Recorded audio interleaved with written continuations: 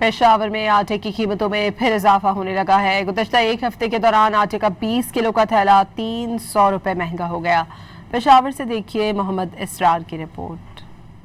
आटे की कीमतों में एक बार फिर बड़ा इजाफा होने लगा है। 20 किलो आटे के थैले की कीमत में 300 रुपए इजाफा होने के बाद कीमत 2700 रुपए से बढ़कर 3000 रुपए तक पहुंच गई है। एक हफ्ते में 300 रुपए 20 किलो आटा महंगा हो गए।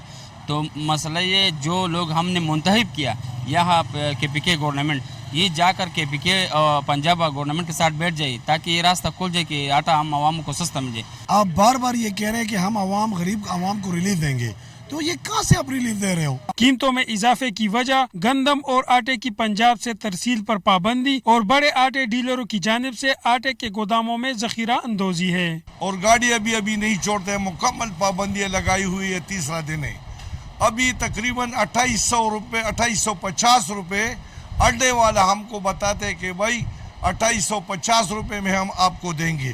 तो अभी स्टॉक जो पड़ा हुआ है ये ख़त्म हो जाए तो मेरे ख्याल में 3000 से भी ऊपर जाएगा, क्योंकि रास्ता मुकम्मल तौर पे बंद है। आटा डीलर्स के मुताबिक अगर पंजाब से आटे की तरसील का मसला हल ना हो सका तो आइंदा कुछ दिनों में आटे की कीमतों में मजीद इजाफा होगा। कैमरामैन हिजबुल्लाह के साथ मोहम्मद इसरार, डॉन न्यूज़, पेशावर।